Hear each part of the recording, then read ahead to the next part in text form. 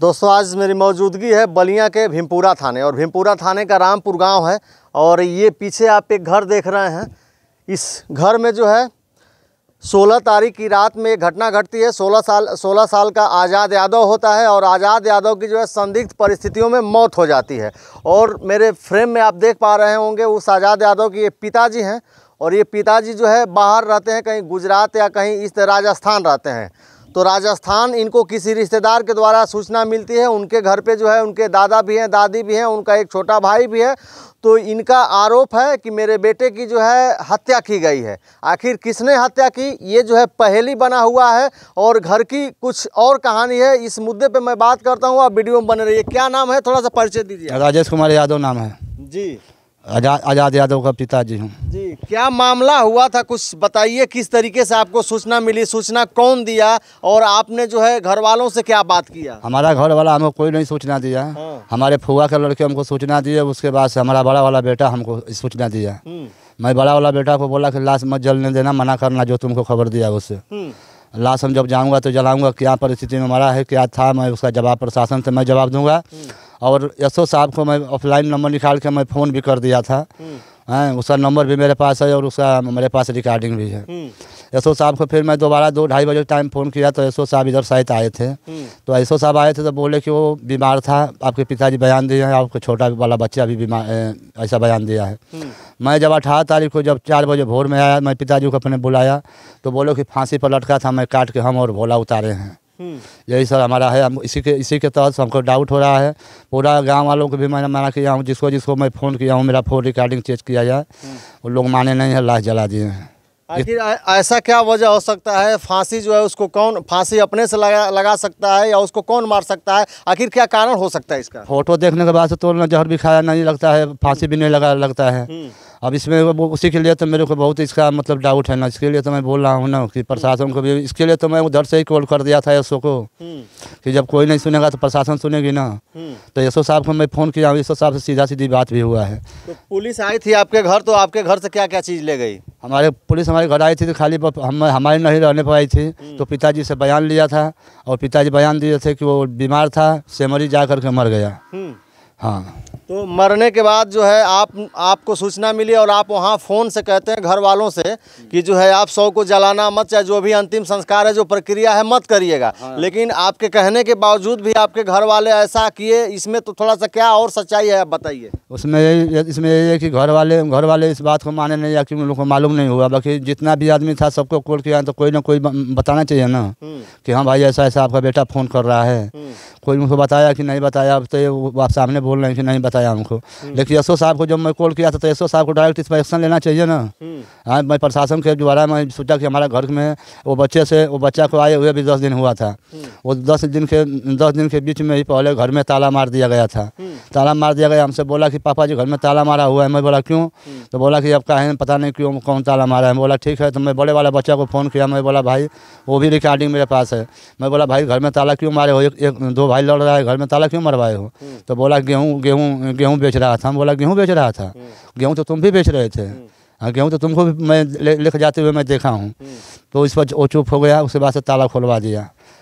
तो आप जो है इस घटना को किस नज़र से देख रहे हैं और आपकी सोच क्या है और आप किस पे आरोप लगाना चाहते हैं? हम किसी पर आरोप नहीं लगाना चाहते हैं। हमको उसका निवारण किया जाए अच्छा से और तकनीक किया जाए उसका कि मानो कैसे मरा है। आखिर में फांसी लगाया नहीं है, जहर खाया नहीं है। इन लोगों के बयान के हिसाब से लगता है उसकी मौत की गई है। अच्छा, उसको मारा गया है। आपका छोटा बच्चा है, कितना साल का होगा? वो क्या कह रहा था? आपका छोटा बच्चा कितना साल का, क्या नाम है उसका? उसका नाम है भोला यादव, 7 साल का। मैं सुबह जब आया, मैं बता रहा हूँ 4 बजे 5 बजे भोर में मैं आया तो उसको भी मैं बुलाया। तो आया तो बोला कि नहीं पापा वो फांसी लगाया था। हम बोला सबसे पहले कौन गया था? सबसे पहले माँ गई थी। उसके बाद कौन गया था? बोला कि हम गए थे। उसके बाद से कौन गया था? बाबा गए थे। तो बाबा काटे और हम फांसी को गोल पकड़ा था भैया का। मैं बोला कि तुम भैया गोल पकड़ा था, तुम्हारा भैया जब ऊपर से कटेगा रस्सी तो तुमसे वो रुकाएगा उतना बड़ा लड़का? इस पर वो बयान बदल दिया, चुप हो गया। यही सब है सर। इसके लिए मेरे को डाउट होता है कि वो मौत नहीं किया है, आत्महत्या नहीं किया है, हत्या किया गया है। अच्छा, मतलब आपका आरोप है कि उसकी जो है हत्या की गई है। उसके लिए अब कल एसओ साहब के पास में हम अपना मोबाइल मतलब उनको दे दिए हैं कि भाई इसको सर्वे पर चढ़ाया जाए और देखा जाए कि कहाँ कहाँ कौन कौन सा लोकेशन में हमारा बच्चा रहा है। साहब हमको सच्चाई हमको जानने का जरूरत है। अच्छा, अभी आप ऑफ कैमरा बता रहे थे कि वो 4-5 दिन का आया तो एडमिशन कुछ ऐसे करके बता रहे थे, एडमिशन कराया, वो क्या मामला था? वो मामला था हमसे बोला कि मैं पढ़ूंगा और नाम लिखा के मैं चला जाऊंगा बाहर। ये लिए कि घर में कोई है नहीं, हमको मतलब ऐसा है वैसा है, अच्छा नहीं लगता है। तो हम बोला ठीक है नाम लिखा लो चले जाओ। तो 14 अगस्त को हमसे पैसा लिया, 14 अगस्त को नाम लिखाया, मैं उसको पैसा पहले ही दे दिया था। 14 अगस्त को नाम लिखाया, नाम लिखा के आया, फिर 15 अगस्त मनाया, फिर 16 अगस्त को तो शाम को हमको 6:30 बजे बोला कि थोड़ा साग सब्जी के लिए पैसा दे दीजिए। तो मैं एक अन्य आदमी से गूगल पे कराया हूँ, मेरे पास वो भी प्रूफ मेरे पास है। तो 100 रुपया वो भेजा, तो संजीत चौहान के गूगल पे पर भेजा गया है। मैं चेक कराया तो संजीत चौहान के गूगल पे पर भेजा गया है। फिर वो गया है लोग बरौली, पैसा निकाला है लोग, अपना साग सब्जी लिया है, लेके आया है लोग। उसके बाद की घटना है सर। तो पुलिस इसमें अभी क्या कर रही है? पुलिस अभी कोई कार्रवाई की कि नहीं इसमें? अभी तक पुलिस कोई नहीं कार्रवाई की है सर। कोई अज्ञात या इस तरह का कोई मुकदमा चाहे NCR FIR अभी दर्ज हुआ कि नहीं? मैं उधर से ऑफलाइन फ़ोन भी किया हूँ, आकर के एप्लीकेशन भी दिया हूँ साहब। एप्लीकेशन देने के बाद से साहब 2 दिन में वहाँ थाना पर गया हूँ। तो कल हमसे मोबाइल भी लिए हैं और उसके मोबाइल, हाँ वो भोला की आज़ाद के मोबाइल जो 100 मारा है उसका मोबाइल कल लिए हमसे। बोले ठीक है इस पर ऑफलाइन पर डालते हैं, ऐसा बोले। बिल्कुल। और उस लड़के के दादाजी हैं, मैं उनसे भी बात करता हूँ। दादाजी आइए। उस मृतक आज़ाद की ये दादाजी हैं, ये बाबा हैं, ये घर पे मौजूद थे और इनसे क्या बात हुई इनके पिताजी से घर आने के बाद और इनका क्या कहना है, मैं इनसे बात करता हूँ। क्या कुछ हुआ था उस दिन, बताइएगा आपके नाती के साथ। नाती हमारे जब सुतले मर गई तो हम ओके 2-4 आदमी के बुला के सुनना फट पड़ा लेकर फूकनी फूक के घर आई बनी हम। और हम लेकिन जान के वो का कहना कैसा का कहना हमको कुछ मालूम है। जब आपके मालूम भइल कि नहीं आपका नाती मर गई बा तो घर में आप गईली वही तो का स्थिति रहे, के तरीका का आप जौन बा ओके निकालल गई बाहर, का स्थिति रहे? हाँ मुगल रहे तो का स्थिति, सुतल रहे, फांसी पर लटकल रहे, का रहे, कटल रहे, पीटल रहे, का रहे? सुतल हमको वो हम कुछ नहीं जानते कितना कहाँ कटल है हम नहीं जानता हम। नहीं आपको जानते नहीं है। आपको क्या लगता है कि क्या वजह थी मरने की? मरने की मतलब मरला का वजह हो सकता है? हम क्या बताएं यहाँ पे, हम क्या बताएं? आपसे बातचीत करता था वो लड़का? हमसे बात बहुत कम कर वो। हाँ हमसे बात ना करता वो बात नहीं कर रहा था। नहीं अन्ना बात यही करना। हाँ आपसे लोग बात नहीं करते हैं? नहीं हमारा तो खुद दिमाग अगर वो सारा पहले से पर सब दिमाग में गड़बड़ बैठे। इस पूछे कहाँ गड़बड़ बैठे कि हमारा नई पतो मर गए, वो कह लेकर प्रक्रिया बैठे तो ये मर गई।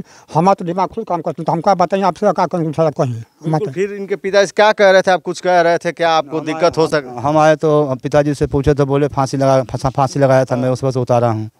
और उसमें भी देखिए हमको भी बड़ा बच्चा आपके सामने बोलिए धमकी दे रहा है, दिख रहे हैं? कौन धमकी दे रहा है? हमारा बड़ा बच्चा नहीं दिख रहे हैं? काहे बड़ा वाला बच्चा आपको क्यों धमकी दे रहा है? आपसे बातचीत नहीं होती है? नहीं हमसे नहीं बात होती। 1 महीना से पिताजी के पास ही दोनों रहता है, छोटा वाला और बड़ा वाला। तो आप लोगों में आपसी संबंध खराब है क्या, बाप और बेटे में? हाँ हम लोग में 12 बरस से मैं अलग हूँ। 12 बरस से मेरी बीवी लड़ाई करते करते बीवी हमारी मर ही गई। लेकिन अभी तक हम लोगों का हिस्सा का कुछ भी मनो अच्छा से बात से मनो निवारण नहीं किया गया।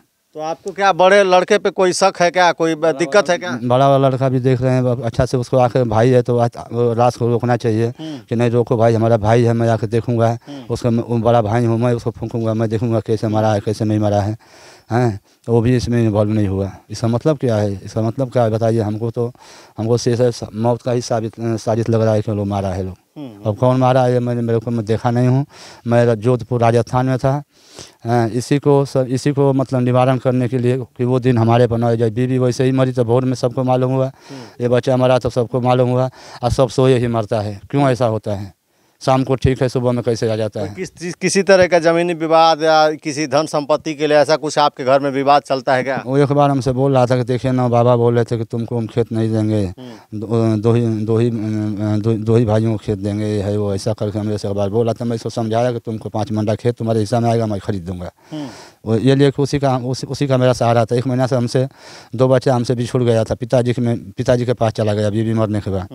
लेकिन वही बच्चा था मेरे साथ में, हमसे पैसा लेना, कोई भी चीज़ करना, पढ़ना लिखना, हमसे ही बात करता था वो। तो अभी क्या प्रशासन से क्या चाहते हैं और सरकार से क्या चाहते हैं? हम चाहते हैं सरकार से कि इसका सर्वेक्षण किया जाए और जो अपराधी उसको उसी हिसाब से दंड दिया जाए। बिल्कुल।